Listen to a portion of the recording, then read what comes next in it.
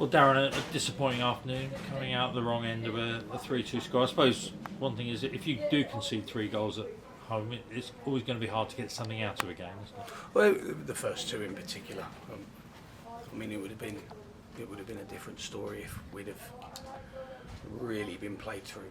And but the first 2 goals were very uncharacteristic of my tenure. And that balance, getting that fine balance of playing some better football, but still ensuring that we're defensively very, very robust. That's probably our biggest problem at the minute that we need to solve, and we need to try and get the players over to one side of doing one of those things better than what we're doing at the minute. And the first 2 goals in particular are awful errors of judgment in some decision making, and you just make it very difficult for yourself, because I thought after we conceded the first goal, I thought we played very, very well for 20 minutes. Very, very well. And then, again, just some poor decision making means that we go in at half-time level rather than in the lead. And then you have to readdress that then. And the second half was the second half. It was Woking on the ball, Woking in possession, without really a sharp enough tooth to bite through the rest. Yeah, and we obviously got caught quite early in that second half, so playing catch up, so that made it all the more frustrating, I suppose, trying to get back into the game. Of course, yeah. I mean, we're gonna go behind in the course of a season. Of course, you are, and we did probe with the ball after that goal, especially the last sort of 20 minutes. We had numerous entries, but I think when you're able to congest the box, you just make it easier because the space reduces. So the players tried to play a little bit more and a little bit shorter towards the end there, but we didn't really have that quality to have. And when you play that short one, you've got a real individual quality, because once you get a player in an attacking position, they've got to be able to turn and then beat a man or carry the ball and then make the right choice. That's why you hear the saying, we didn't get the final ball right so often. And that was us today. And the sad thing is, over the last 2 games, we're playing 100, if not 150 passes more a game than last year.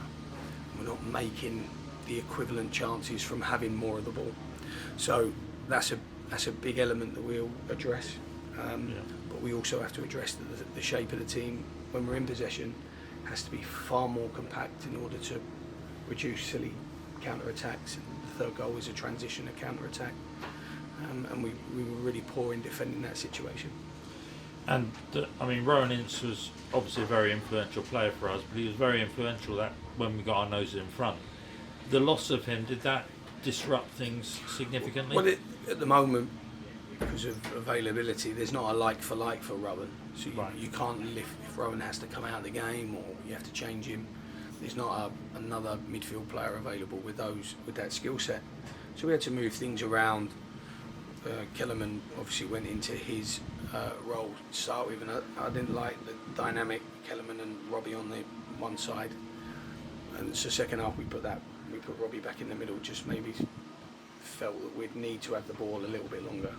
Robbie's a good ball handler, and Jim came back out again. But we can talk about really positive, negative, not a lot of positive, mad, but we can talk about lots of negatives and things.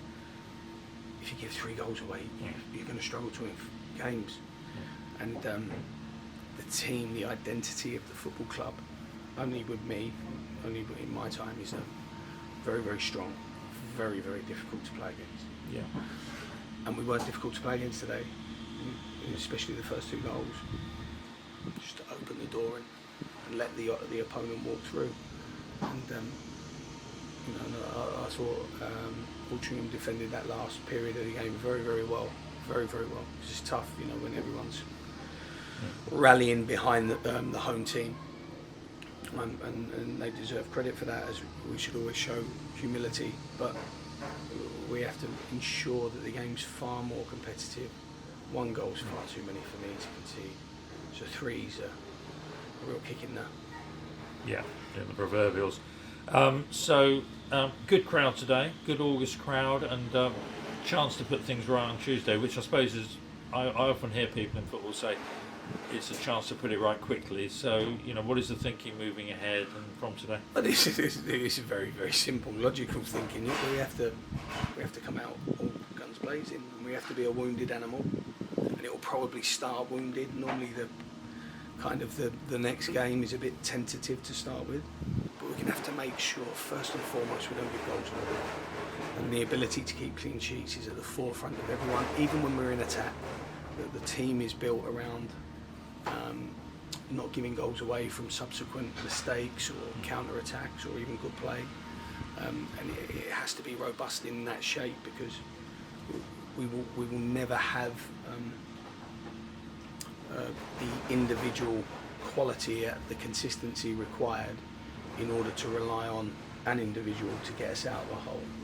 The only way we win here is if every player is in harmony, and we'll only be as strong as our weakest link. Now, if you've got performances that are very, very poor in execution, decision making, sometimes effort, we'll only be as strong as that player, that individual, because it's a team game. So, we will address our identity in particular, because I think, we have passed it more definitely in the opening 2 games, but without really sort of any thrust or potency, penetration. So we can't be in between. We've got to be something, and we've got to be masters on one side, and we need to develop that with this team. Brilliant. Well, thank you for your time. There'll be a good number of us here on Tuesday getting behind you. Brilliant support. Thanks for your time as ever. Brilliant support. Thank you.